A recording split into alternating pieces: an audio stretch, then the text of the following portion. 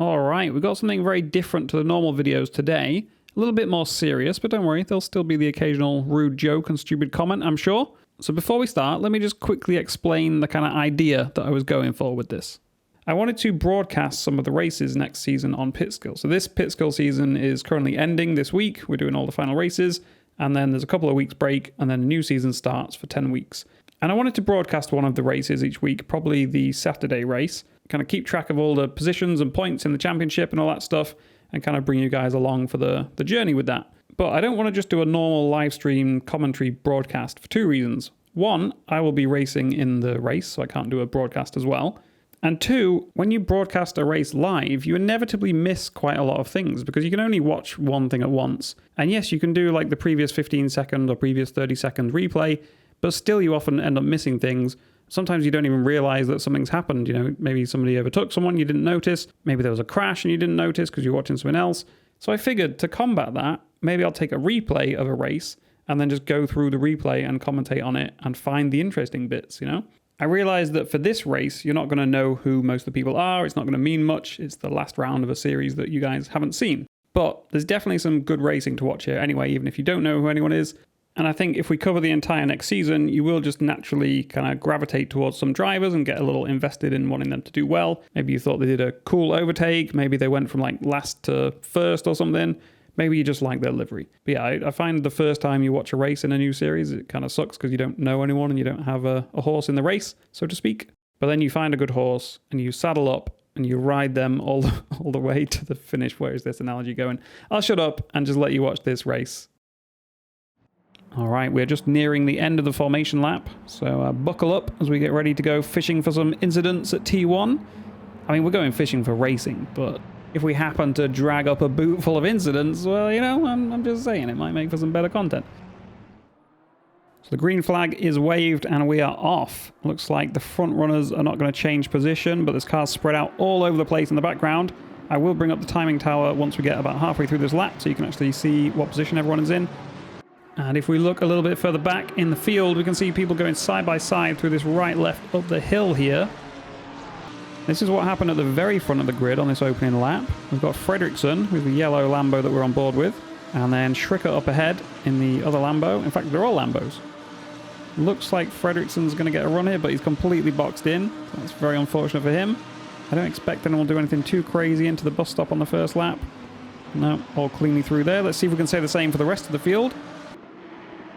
You see everybody coming through here, and I think it actually goes surprisingly smoothly.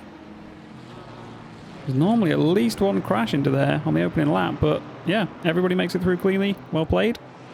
Now that we're about halfway through the first lap, we can actually enable the timing screen on the left, the timing tower, because it doesn't really work very well for the first half of the lap. But yeah, we can see that we've got the Logician in P4 here in this Mustang. He's keeping up with these front guys, which is not normal, I would say. Most races I've done with him, he's similar to my pace, but he's right up here with the fast guys now. A little further back in the grid, we've got Tomatoes here, trying to make a move on the Mustang of Sardonovic up ahead. Thinks better of it there. That would have been a bit of a bold send, but you never know what people are going to do on the first lap. He's actually incredibly keeping up with the Mustang on a straight. Does force him into a mistake there. Sardonovic going very wide. And that, you would think, would allow Tomatoes through. The Mustang of Antrex up ahead also having a little wiggle. But now, because the Mustang's so fast on the straight, this guy can just get back alongside. Is he going to be able to hang it around the outside? No, he's not. So Tomatoes does manage to get ahead. And as that was happening, just behind, we see Jack McQuone up ahead getting alongside Sardonovic. And then we've also got Pataki here, who's going to try and make the most of this. Sneak around the inside. Jack having a little moment, brushing against that wall. And now Pataki's going to get past Jack. So yeah, Jack was trying to mount an attack on Sardonovic, kind of backfired. But not out of it yet, still alongside. Don't think he's going to make that work. It was a bold attempt, and he's actually going to lose another place. So yeah, Jack McQuone gone from trying to gain one place to losing two places. Very unfortunate. We've all been there. We check back in with how my race was going. I'm at the back of this train that goes pretty much all the way to P9, I think it is. And we see up ahead somebody going very wide. Is this going to cause absolute carnage as they kind of rejoin the racing line? Seems like everybody got past okay. And it is Jack McQuone in the Mustang that we were following earlier. You're going to see quite a lot of him in this video. Let's see what actually caused this for Jack. I don't think there's any contact. Yeah, just purely unforced error. Goes wide. Goes a lot wider than I thought, actually. And yeah, has the fun task of trying to rejoin into all of us idiots blasting past him. So he loses a lot of places there. And yeah, just slots in between myself and Florent. And while all that was going on near the back, we've got battle for P2 up at the front here. We've got Fredriksson in the yellow Lambo trying to get past Roland Schricker in the Slolian livery. And try and line it up into the bus stop. Quite a dangerous place to overtake, but unfortunately one of the main overtaking spots on this track. They're going to go side by side and actually survive. Quite rare. That usually ends up with somebody dead at the side of the road, but obviously these guys up at the front know how to race. Still side by side. I thought Fredriksson was going to kind of get this done. Are they going to make contact? No. Still side by side. Super close to making contact again. Very good racing from the pair of them. Is Roland going to get ahead just enough? Kind of did, but I guess just outbraked himself a little bit. And I think that's going to be enough for Fredriksson to get ahead. So yeah, we've got a swap for P2. Sergei Sebastian still way out front in P1. Oh, and now we've also got a Mustang. These things are so fast, man. It's painful. We've got the Mustang of Logician. Managed to gain out of all that. Nearly got past Roland, but didn't quite make it happen. A little further back behind those guys, we've got Antrax in P7 trying to overtake Purchiem in P6. Antrax going to do an off-track overtake by the looks of things. Not a huge fan of that, I gotta say. It looks like just ahead of them, the Logician is going to go a little bit gung-ho with the throttle and also take some track limits, but he does pay the price for it. He loses a place to Stainer, and that's kind of how it should be if you go off the track, you know? We've also still got the battle going on between Jack, Florent, and myself, although it looks like Jack is about to steam past using that Mustang speed. Manages to get past on the straight before they even go into the bus stop. And he's cleanly past Florent. Back up at the very front of the grid, we've got a reverse situation of what we had last time. We've got Roland gaining on Fredriksson down this straight. See if he's going to be able to pop it out and go past. It looks like he is because he's alongside already. And yeah, he's passed before they even get into the chicane. So yeah, they're not going to do the whole side-by-side for the next 5 corners thing this time. Roland being much more efficient with the pass there and getting it done quickly. Certainly not over yet, though, because Fredriksson is still all over him. So maybe we'll see a repeat of that again in the next lap. And I think that is exactly what we're going to see on the next lap. This time, Roland opting to take the inside line. That's the first time we've seen anyone actually cover off the inside. Normally, they've been holding it around the outside. Is it going to work out for Fredriksson to be on the outside? Super sketchy through here with all the bumps, but again, they both play it very well. Both living to fight another day, and Roland does keep the position. For now, at least. He is still P2. I get the feeling that's not going to be the end of it, but we'll see. We're on board with Fredriksson now for the very next lap. They both go quite wide, Roland going slightly off track. And now we're going to do the exact same thing again, I guess. Because Fredriksson's going to get a better run here, I would have thought, especially with the slipstream. We've also got a Mustang in the rearview mirror of Fredriksson, trying to decide which side he should go. Get a better view of this. Yeah, the Mustang really was getting far more involved than I thought there. He had to actually brake to avoid them. Let's see if they'll survive the chicane again. So far they've been pretty good at getting through here unscathed. But there's only so long that can last, I'll be honest. Still side by side. We'll use the Mustang as a camera car here, because he's got a great view of this. They're still side by side. I think maybe some contact there for the first time. Well, it might not have been.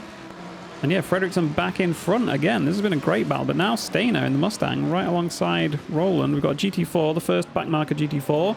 Luckily just getting completely out of the way, not affecting this battle at all. I would imagine now the Mustang is just going to breeze past Roland here.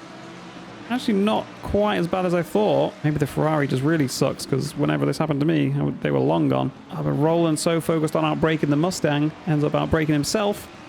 Doesn't seem like it screwed him too much. He only loses 1 position. Could have been a lot worse. But yeah, I mean, I guess he was P2, like last lap, so he has lost 2 positions. But still definitely very much in this fight. I believe he can still, I was going to say win. He's not going to win, let's be honest. Sergei is miles ahead. I mean, something bad could happen to Sergei, you never know. I can't really commentators curse people when it's a replay, can I? Like, no one can blame me if I say something, because it's already happened. I'm free of the guilt of the commentator's curse.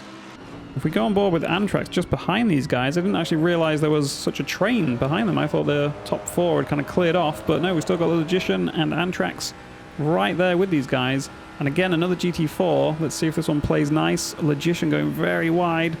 Looked like he might understeer out into him there, but again, luckily the GT4 not really playing a role in this.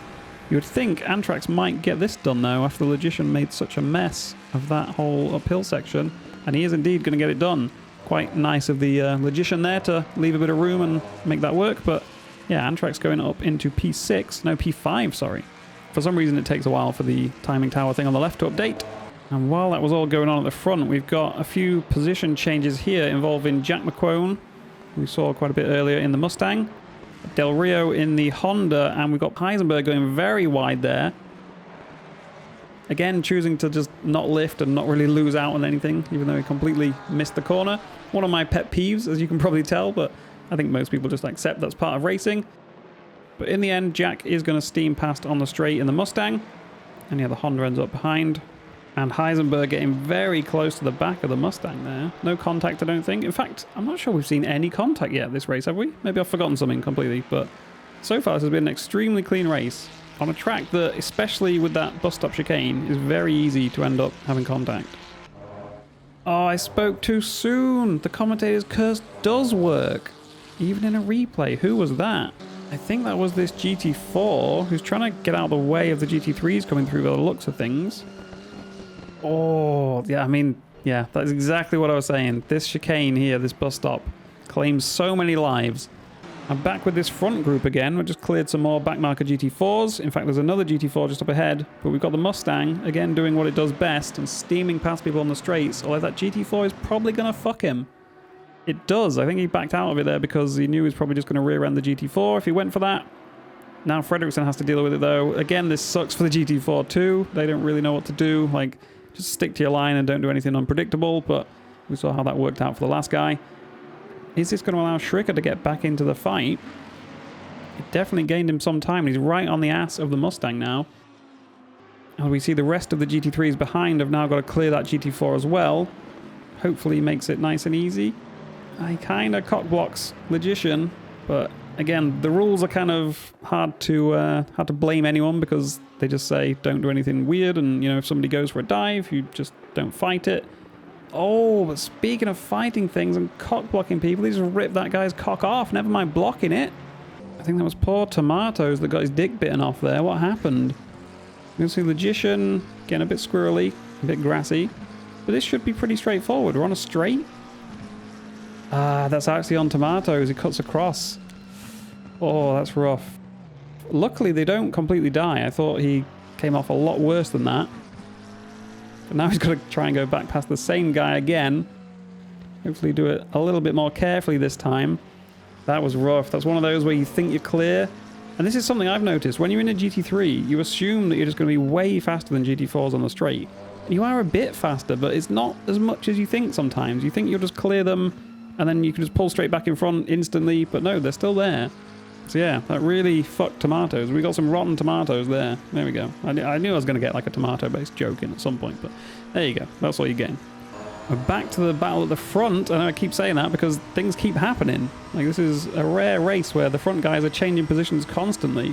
Doesn't usually happen too much. Normally, the front guys don't make that many mistakes and everyone just kind of stays where they are until a pit stop or something like that. But it's like Roland actually going to be able to gain on a Mustang on the straights. What is this witchcraft? It must just be the Ferrari then that sucks. I thought it was just the Mustangs that were OP, but... Oh, Roland going for a beautiful dive there. Let's take another look at that. That was such a brave move. The Mustang just goes the tiniest bit wide, opens the door just a smidge, and that's enough for Roland to stick his foot in the door. Well, he didn't really waste any time with the foreplay of putting his foot in the door. He just kicked the door down, straight past. And he's got a decent enough gap that he might be able to actually hang on to this position down the next straight. Unheard of. Imagine overtaking a Mustang and not just getting overtaken back. You'll see why I'm so salty about this in a minute, by the way. I should maybe have prefaced the entire race with I'm mad about how fast the Mustangs were compared to the Ferrari. I think you guys are probably getting that vibe, you know. You're probably picking up what I'm putting down without me having to spell it out. We've also had a change of positions here between Del Rio and Florent. I've got to say his name with a French accent because he's French, you know. Florent. For some reason, it looks like Del Rio's got some kind of cloaking device going around his car. Is that Daniel Bourne? But regardless of the cloaking device, he is going to outbrake himself, and that lets Florent straight past. Now it's my turn to try and get past him. But rather than try and catch him up on track, because I was kind of struggling to do that, I'll be honest, I decided to go for a slightly early pit stop. We're only 12 laps into what's going to be about a 35 lap race, so a little early, but I figured with the GT4 traffic coming up fairly soon, saw them on the track map, but maybe now's a good time to pit and not get slowed down by them. See if we can jump Florent and Del Rio by doing a good old undercut. We're on board with Stainer again now in the Mustang, and this time it seems like Roland has not got the answer for the Mustang straight line speed because the Mustang is gaining quite a lot here. He's going to pop it out and see if he can get past. I don't think he'll be able to on the brakes here. The Mustang not got the best brakes in the world, not compared to the Lambo, I don't think. And yeah, it does not work out well for him, but, you know, at least he tried. At least he tried. It worked out terribly, cost him a lot of time, but at least he tried. And a little bit further back, we've got Jack McQuone trying to get past Botello. The Mustang on Mustang action. Oh, that could be the mistake that Jack was looking for. Can he go around the outside? Very rarely works out going around the outside there. And that has also opened the door for Heusinkveld to come back into this. Didn't know he was even there. Hello, little fella. What are you doing back here? He's just watching the action. He's just enjoying the show from the Mustang bros up ahead. They're going to go side by side. Again, very close. Oh, I was just about to say very close, respectful racing without any contact or big crashes. And I didn't even get like 10% of the way through the sentence. And there was contact and a big crash. This replay-based commentator's curse is actually more potent than the live one. But yeah, let's take another look at that. Jack does kind of miss the corner. Oh, it's so unfortunate that fucks the other guy so badly. That was such a light tap. And like, I don't really think either of them did anything wrong. Jack definitely kind of understeers out a bit. The guy leaves him room. And then Jack's just trying to kind of close the door a bit. They were still slightly overlapped. Oh, that's so brutal for everyone else, though. Yeah, I think that's kind of just one of those weird ACC physics / netcode things. It's a shame because in the real world, you know, that would have just been a bit of bumper on bumper rubbing. Like a bit of fiberglass might have got broken, a bit of plastic might have bent or something, but no one would have died like that. We wouldn't be calling the air ambulance for poor Heusinkveld. Yeah, I think that's going to leave Botello pretty vulnerable to other people now that he's got a fair bit of damage. Looks like he's probably going to get overtaken here by Dufour. Dufour sensing a wounded animal, seeing the limp. Yeah, he's going to go around the outside. And also Botello going to head straight into the pits to repair the damage instantly. I don't blame him. Go and get that concussion checked out. Now that everybody's done their pit stops, you'll notice we're actually ahead of Del Rio and Florent, which is what we were trying to achieve with the early pit stop. So that's worked out very nicely indeed. I guess they got a lot of traffic because we're quite a long way ahead. We're nearly 4 seconds ahead of Florent, and he was quite far ahead of us before the pit stop. So yeah, I just want to thank the team for calling me in to pit that early. I'm joking, obviously, there was no team. It's just me. I'm so lonely. We've got Jack still chasing down Pataki up ahead. Both Mustangs again. But Jack going to have a bit of a wiggle here. Almost bins it. Does well to hold on to that, which is going to let me catch up. But we know how this story ends, don't we? Mustang power. Yeah, I'm not going to find a way through. Spoiler alert. He is just going to clear off. Even with the slipstream and me getting a better exit, not going to happen. I thought I would kind of position my car to make it look like maybe I was brave enough to do something on the brakes, but spoiler alert, I'm not. And if we jump forward a couple more laps, we are still in this tight battle between the three of us. We've got the GT4 friend up ahead. Another back marker that we've got to try and clear. Hopefully this will go better than the last time this guy got passed down this straight and nobody ends up in a wall. We see Jack and Pataki going straight past nicely. I get a little bit shafted there, but that's just always the way, isn't it? It always feels like you get screwed by all the back markers and nobody else does, but in reality it's just luck and it's pretty much equal for everyone. McQuone definitely looking like the faster of the two up ahead. He's getting very close to the rear bumper of Pataki. Even closer now. I'm just sat here thinking something will go wrong soon and I'll be able to pick up the pieces. And sure enough, they do have a coming together, which lets me just slot through the middle here. Obviously with the Mustang speed, I only just get past in time for the corner. Yeah, that felt very fun at the time, just kind of carve through the two cars. Unfortunately though, as I keep mentioning, the Mustang speed is going to be very evident here. And now you'll see why I'm so salty about it. I just overtook two people. And now, even though I've done nothing wrong, nothing happened at all at the first corner, I took it pretty well. They're both back past me before we even get to the bus stop. Like, way before. So that is why I'm salty, okay? This is the problem I had to face for the entire race. They would mess up a corner, or I would get past them or whatever, and then they just steam straight back past on the next straight. So a little frustrating, but every car has its pros and cons, and it was still a fun race. Good to have people to battle the entire time. Definitely better than just driving around on your own. And speaking of driving around on your own, Sergei Sebastian, we haven't really seen him at all because he's just been P1 the entire time. He was down to P2 because Sardonovic hadn't pitted yet, but now he's straight back up to P1. And I guess that's pretty much everyone that's done their pit stops now. So the normal order has been restored. And we've got about 10 laps until the end of the race for people to try and make up their final positions. And somehow Roland Schricker is now back within less than a second of Fredriksson. I thought Fredriksson had kind of cleared off earlier on. But Roland now right with him again. Maybe we'll get yet another side-by-side through the bus stop. I think they did it 3 or 4 times already. See if they've got the stamina to keep going all night. Now we come back to this battle between myself and Jack and Pataki. The Mustang bros up ahead of me. Things are starting to spice up a little bit again. Jack's going to get a pretty good run out of this corner, I think. And yeah, he's going to try and send it on Pataki into T1. Goes defensive. He doesn't know which way he's going. A little bit of contact there. Does push Pataki pretty wide. Lets me past. So yeah, from Pataki's point of view, he just turned in a little early. Just kind of, I guess that's 50-50 blame-wise, I would say. But yeah, it does slow him down enough for me to nip past. We survived an entire lap ahead of him. I imagine we're not going to survive much longer, though, as we go through Sector 1. Although he does get quite a wiggle on the exit there, but I didn't take it particularly well either.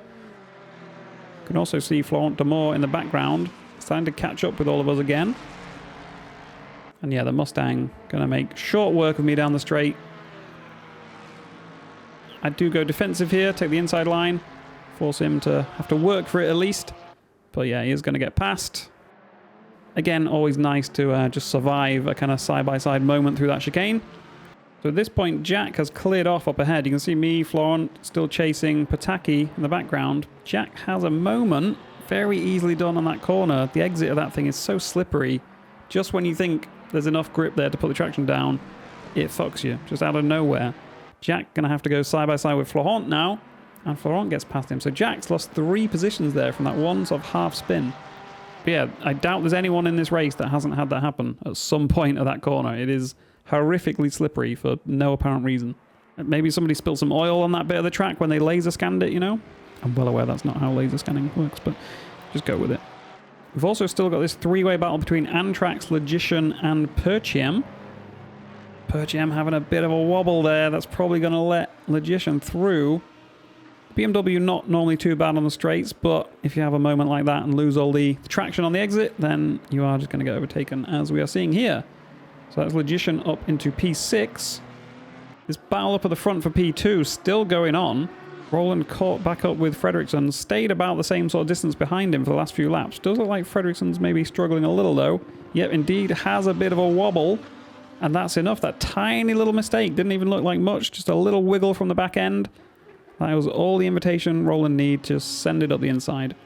We saw that very opportunistic move from him on Stainer earlier, and he does a similar thing here. Just the slightest sniff, and he is in there like a rat up a drain pipe. So yeah, this position that's changed hands several times between the two of them changes hands yet again. We'll see if Fredriksson can do anything about it before the end of the race. Not too long to go now. Only probably another 5 laps, I think. And again, we've got the Mustang hounding me on the straights. Probably going to be a repeat of what we've seen several times before. Not too much I can do. And yeah, he's already passed before we even get into the chicane. So pretty much nothing I can do there. But yeah, Jack back up to P9. Now he can go chase down Pataki yet again. And now they're both running into more GT4 traffic. I think this one's probably going to fuck me equally though.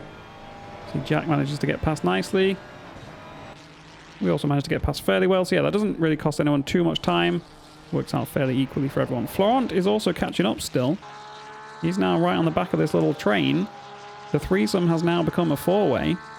Is a 4-way considered better than a threesome? I don't know. I mean, if it is, at some point, you've got to stop, surely, because then you're just inviting the whole neighborhood round to shag. Fredriksson's still right on the back of Roland Schricker here. There's only 1 lap remaining now, I think, or 2 laps. And Fredriksson has the same kind of incident that we saw Jack have earlier. Like I said, it is excessively slippery there. That laser scanned oil just fucking everybody that goes near it. Yeah, that's going to drop Fredriksson down to, I think, P8 maybe? No, P7? That's rough. I mean, he's been in P2 for a lot of this race, and now on the last lap, or the second to last lap, down to P7. Again, Florent has caught right up with our little train, lurking, ready to pounce if we make a mistake, which obviously I'm not going to make a mistake, you know. Obviously, I would never do that. Definitely not on the last corner of the last lap. Definitely not. Yeah, this is the start of the final lap for us. So everyone's going to start pushing that little bit extra just to see if we can make something happen right at the end. The rest of the field, other than the battle for fourth, is pretty spread out. You can see we're still in touch with these guys up ahead, but definitely not close enough to actually do anything at the moment. You can see Jack is all over the back of Pataki up ahead, but yeah, he's desperately trying to find a way past. Like I said, the last lap, people start to do crazy things.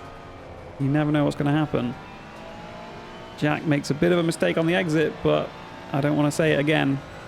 Mustang power is going to mean that he doesn't have to pay any kind of price for that. We'll go check in with the leaders quickly and then come back to this. So it looks like Sergei Sebastian going to come across the line in P1. No surprises there because he was P1 for the entire race.